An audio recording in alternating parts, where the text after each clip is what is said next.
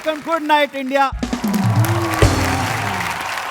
मैं Amit Tandon, produced by mother, directed by wife. मैं हूँ पिया बहन, जिया की रिलेटिव, और पैसा ही है अपना मोटिव। अमित भाई पहचाना ना मुझे? हाँ, तुमको कैसे भूल सकता हूँ, खाखड़ा क्वीन। आज फिर बेचने आई हो खाखड़ा? तुम्हारा थैला कहाँ गया? मोटा भाई मैंने वो छोड़ दिया है, अब मैंने नया बिजनेस शुरू किया है, जिसमें मैं एक शो बनाऊंगी और 3 आर्टिस्ट को बुलाऊंगी। टिकट बस 1 रुपया।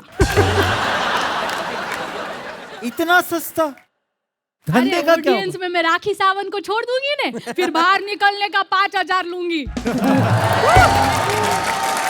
इसको बोलते हैं बिजनेस। मोटा भाई हाँ। आपको पता है एक सर्वे के अनुसार ना 10 साल बाद दुनिया में सिर्फ गुजराती राज करेंगे। ये कौन सा सर्वे है? फेक सर्वे। कैसा मस्त जोक मारा ना मैंने। तुम एक काम करो, तुम 5 मिनट के लिए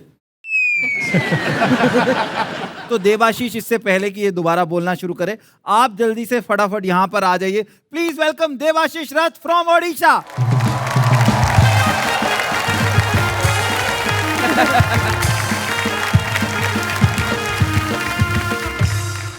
आप लोगों में से कितने लोगों को कस्टमर केयर से कॉल आता है? Make some noise. Love it. मेरे को एक लड़की हर दिन कॉल करती थी, उसका नाम सोनम। मैं डे 1 नहीं, आई हंग अप द कॉल। दूसरे दिन मेरे को वापस कॉल करती है, बोलती क्या मेरी बात देवाशीष जी से होती है? मैं बैंक में काम करती हूँ। मैं लग करो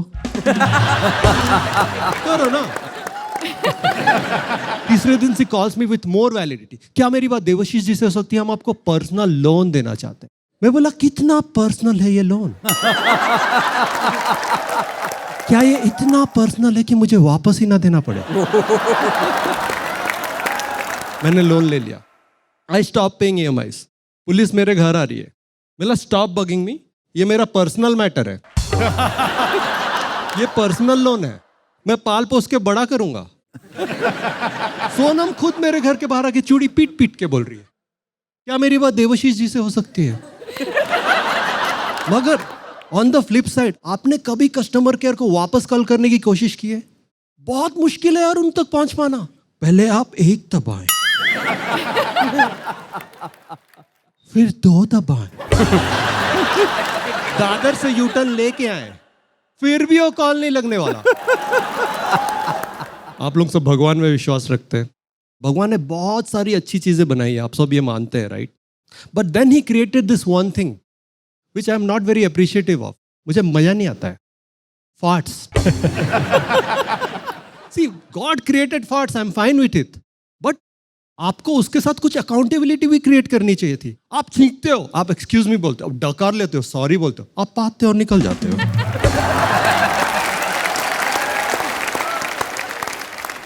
अगर मैं भगवान होता ये हसीन चेहरा तो इंसान पा दे तो मिनिमम सफेद धुआं निकलना चाहिए। मिनिमम सफेद धुआं। सर आप यहां बैठे हो, आपको आ रहा है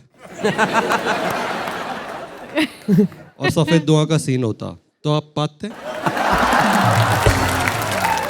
नहीं पाते ना। आप एग्री करते हैं भगवान ने सही चीज नहीं किया ये। डेट्स बैक टू मैं नोएडा में अपना जॉब करता था, नया नया मैंने जॉब शुरू किया था। पीछे मेरी क्रश बैठती थी। मैं आपको एक थ्योरी सुनाना चाहूंगा फार्ट्स के बारे में। 90% ऑफ द टाइम आपको पता होता है कि आवाज आएगा कि नहीं। 10% of the time you miss calculate. पीछे क्रश बैठती थी। मैं उस दिन सुबह आ रहे, इडली मस्त था, सांबर भी टेस्टी। मैं अपना काम करना स्टार्ट कर दिया। पीछे क्रश बैठी है और मैं डिसाइड किया था शादी करूंगा तो इसी से। मैं काम स्टार्ट किया, इधर बिल्डअप स्टार्ट हो गया। आई वॉज 90% श्योर कि कुछ नहीं होगा। मैंने छोड़ दिया। आवाज आ गया यार, और ये पीछे पलट गए और मैं अपने चेयर को ऐसे ऐसे हिला रहा हूं क्योंकि मेरे को उसको पता नहीं कि आवाज चेयर से है। अभी जो उसको नहीं पता था मैंने किया, उसको पता चल गया इसी ने किया है। क्यों? क्योंकि आवाज के बाद भी कुछ आता है। That came. वो उठ के बाहर चली गई, शादी करके वापस आई। My name is Debashish Rath guys, thank you, that's been my time.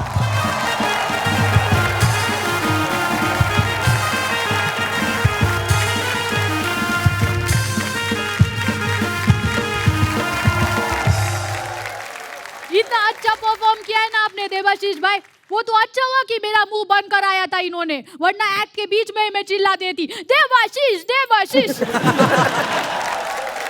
Thank you Amit ji.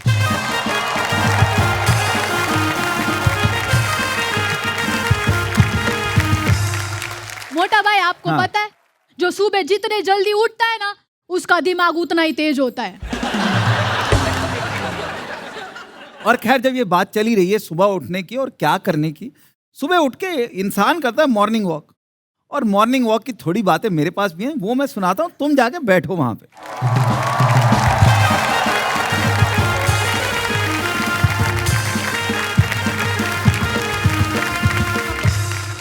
आज ना हम बात कर रहे हैं मॉर्निंग वॉक की। मॉर्निंग वॉक ना इंडिया की फेवरेट एक्सरसाइज है, और ये इंडिया की फेवरेट एक्सरसाइज इसलिए है क्योंकि इसको करने के लिए एक्सरसाइज नहीं करनी पड़ती। चल ही रहे हो तुम। मतलब वो हम पे एहसान कर रहे हैं, बताया मैं सुबह उठ के 4-4 किलोमीटर चल रहा हूँ। तो इसमें क्या खास है? ये एक्सरसाइज नहीं है, पर हम एक्सरसाइज के नाम पे धोखा कर रहे हैं कि जी हम मॉर्निंग वॉक। कुछ अंकल लोग होते हैं जिनको होता है कि नहीं, सिर्फ इससे काम नहीं चलेगा। वो जाते सैर करने, पर वो साथ में कुछ और भी करते रहते हैं कि हम 2 एक्सरसाइज इकट्ठे कर लें तो शायद हमारा वेट जल्दी कम हो जाए। तो तुमको कई अंकल लोग दिखेंगे, तुम पार्क में जाओ ना, वो ऐसे कर रहे सारे।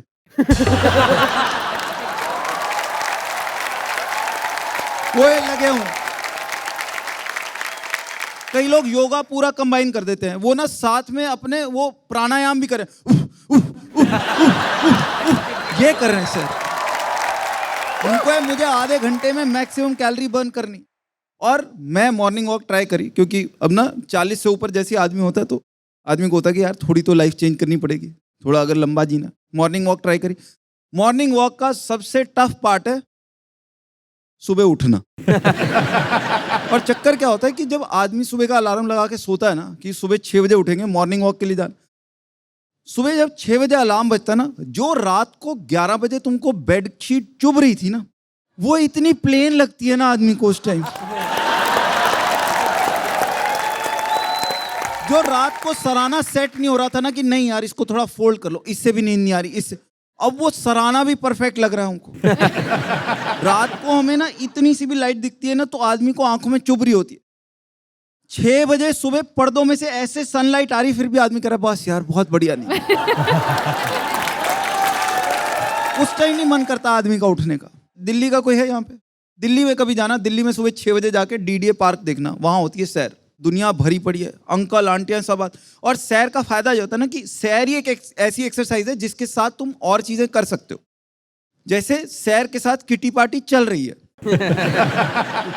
मम्मियां सैर कर रही है, उनको पता चल रहा है कि कौन सी चिंकी का अफेयर कौन से चिंटू के साथ चल रहा है। पापा लोग सैर कर रहे हैं, वो स्टॉक डिस्कस कर रहे हैं कौन से शेयर में पैसे लगाने हैं।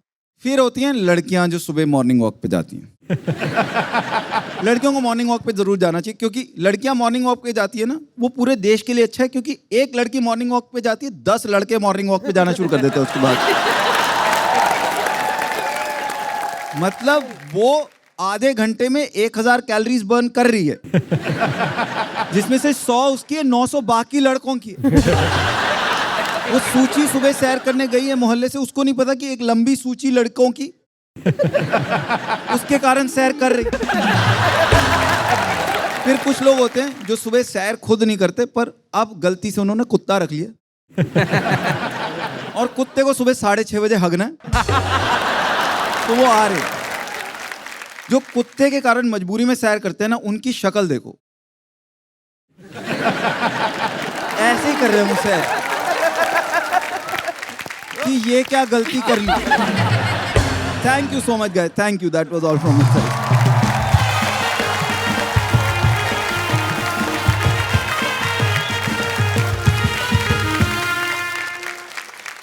અમિત ભાઈ, हाँ, તમને ખબર છે ये गुजराती लोग कभी जिम क्यों नहीं जाते? क्यों?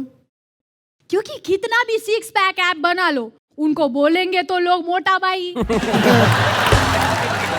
यार ये मोटा भाई ना मुझे समझ में नहीं आता। और ये ना ये गुजरात में ही मोटा भाई बोलना, हरियाणा में किसी को मोटा भाई मत बोल देना।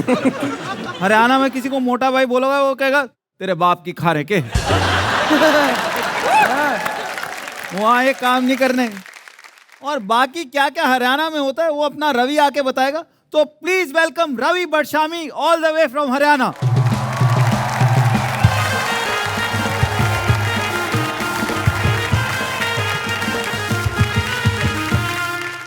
तो यार मेरा नाम ना रवि बड़शामी है और मैं हरियाणा से हूँ और मैं एक इंजीनियर भी हूँ। अच्छा, जब मैं किसी को बताता हूँ ना कि मैं हरियाणा से और मैंने इंजीनियरिंग भी कर रखी है, बंदे मानते ही नहीं। जैसे कल तो एक बंदे ने मुझे सड़क पे रोक के मुंह पे ही बोल दिया कि नहीं भाई ना, हमें तो तेरी आंगनवाड़ी में भी कंपार्टमेंट ही लगती है। मैं कहा भाई ये तूने मेरा मुंह देख के मुझे जज किया है? कहता नहीं भाई, जो बंदा जेब का पेन कान में लगा के घूमे ना उसकी आंगनवाड़ी में कंपार्टमेंट ही होती है। और यार मैं नहीं मानता कि ये जो हम कान पे पेन लगाने वाली बुरी हरकतें करते हैं इसमें हमारी कोई गलती होती है ना, क्योंकि हम आते ही ऐसे इलाके से हैं जहां पे लोग ऐसी हरकतें कर रहे होते हैं। जैसे एक बार ना मेरे पापा कान पे पेंसिल लगा के आरी से एक लकड़ी काट रहे थे ऐसे, तो उन्होंने ना लकड़ी काटते काटते पेंसिल से उस लकड़ी पे एक निशानी लगाई और वह निशानी लगा के पेंसिल तो वहीं भूल गए, गलती से चाकू उठा के कान पे रख लिया, तो कान कट के नीचे गिर गया। अरे भाई, मैंने उनको बोला, मैं कहा पापा आपका कान नीचे गिर गया है। कहते मेरा नहीं है ये। कहते मेरा नहीं है, मेरे वाले पे तो पेंसिल लगी होती है।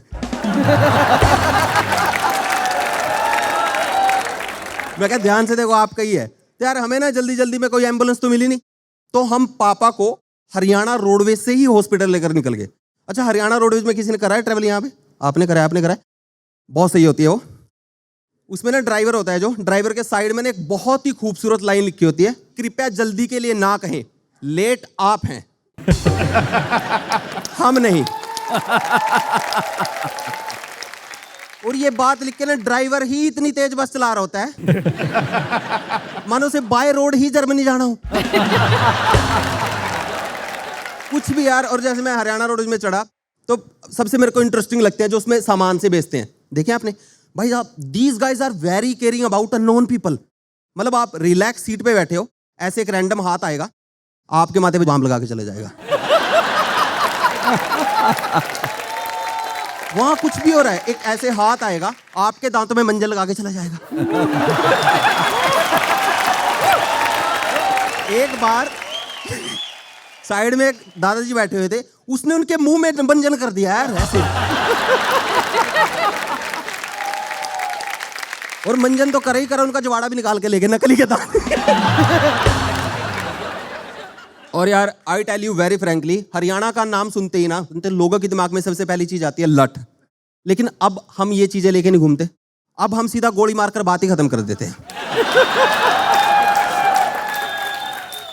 अब तो भाई साहब हरियाणा में इतनी ज्यादा तरक्की हो गई कि वहां के लोंडे भैंस भी बंदूक से चराते हैं यार।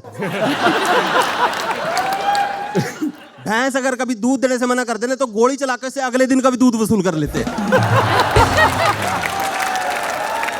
एक बार मेरे ताऊ का लड़का भैंसों के तबेले में गोलियां चला रहा है ऐसे, डिश डिश डिश। मैं कहा ये क्या कर रहा है? कहता ये गाय दूध नहीं दे रही। मैं क्या, वो बैल है क्या कर रहा है? Thank you guys, this is from my side, my name is Ravi Badshami, thank you so much.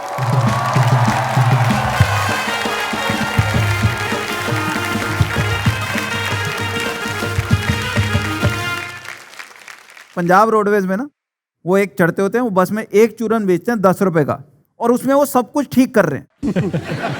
10 रुपए 10 रुपए 10 रुपए, दंद दी पीड़ होए टुट्टी हुई रीढ़ होए, 10 रुपए 10 रुपए 10 रुपए।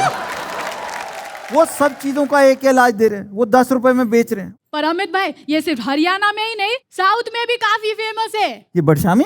हाँ, पिया बेन एक बात बताओ, वो कौन सी जगह है इंडिया में जहां जाने के लिए लोग मरते हैं? गोवा। अरे नहीं, वहां जाने के लिए तो घर वालों से पिटते हैं, मरते तो इंडिया में बनारस जाने के लिए। हाँ वो तो है, लेकिन ये बनारस के लोगों की ना एक खासियत है। हाँ? क्या? उनके जेब में पान, उनके मुंह में पान, और दिमाग में खाना खाने के बाद कौन सा पान, यही चलता रहता है। लेकिन जो अपने साथ आज बनारसी बाबू आए हैं, ये दिमाग और जेब दोनों में जोक्स भरकर लाए हैं। तो please welcome Anurag from Varanasi.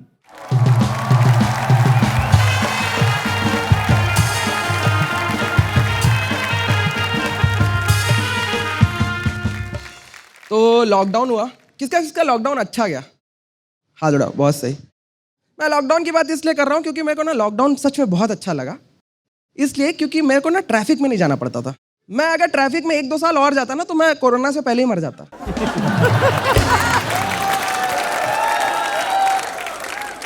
पर फिर भी मैं अभी पुणे में रहता हूँ तो वो फिर भी सही है। मैं बनारस से आया हूँ, वहाँ पे ना मेट्रो है ना कुछ है, रोडवेज है। वहाँ पे सिर्फ एक ही मोड ऑफ ट्रांसपोर्ट है, वो है शेयर ऑटो।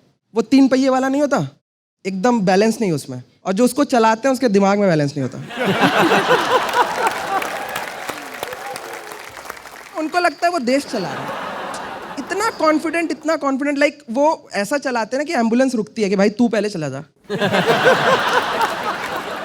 मैं ऑटो से जाता हूँ मैं, और मेरे को ना क्या है कि मैं पीछे बैठता हूँ क्योंकि पीछे वाली सीट कंफर्टेबल होती है। लेकिन जब मैं 2 लड़की के साथ पीछे बैठा होता हूँ और तीसरी लड़की आ जाए, मेरे लाइफ का ना वो सबसे खराब मोमेंट होता है। पता है क्यों? क्योंकि अब तुमको उतर के आगे जाना पड़ेगा और ड्राइवर का पसीना सूंघना पड़ेगा। वो शेयर ऑटो बताया ना, उनको पता नहीं यार आगे कितनों को बैठाना है। देखा क्या होता है लड़कों के साथ, वो आगे बैठाया जा रहा। एक बार ऐसा बैठा रहा ना, बगल से मेरे ऑटो गया, मेरे को समझ नहीं आ रहा मैं इसमें बैठा हूँ कि उसमें बैठा हूँ। बचपन से कौन कौन शक्तिमान देखता था? तो मैं बहुत बड़ा फैन था शक्तिमान का, बहुत बड़ा। तो मेरी लिए ना एक ही ख्वाहिश थी बचपन से कि मेरे को ना शक्तिमान वाला कपड़ा चाहिए। यार देखो, जिसके पेरेंट्स अच्छे होंगे वो नहीं दिलाएंगे क्योंकि उसकी फोटो खिंच जाएगी, वीडियो बन जाएगी और बच्चा जिंदगी भर बर्बाद रहेगा। पर मेरे पेरेंट्स को मेरा मजा लेना था, वो मान गए और उन्होंने दिला भी दिया। और पता है कब? चाचा की शादी में। चाचा की शादी में, और मैं सरबल्ला बना था। सरबल्ला पता है ना, जो दूल्हे के साथ एक छोटा बच्चा घूमता रहता है। हाँ वो। और यार मैं यूपी से हूँ तो वहाँ पे भी बारात जो है वैन में जाती है, वैन। तो मैं चाचा ड्राइवर पहुँचे और मेरे चाची के घर के सामने औरतें खड़ी हैं थाली लेके कि उतरेंगे दामाद जी। पहले तो वैन देख के वो लोग ये डर गए कि ये लोग शादी करने आए कि किडनैप करने आए। उसके बाद पता है सबसे पहले कौन उतरता है उस वैन से? शक्तिमान। वो भी घूम के। आज 20 साल हो गए, अभी तक मेरे चाचा कुंवारे हैं। ठीक है, okay guys, that was my time.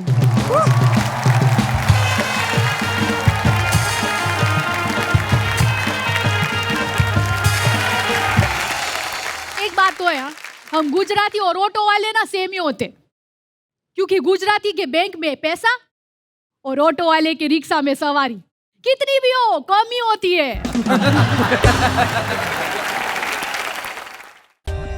For more updates, subscribe to our channel, click the show links and enjoy watching the videos.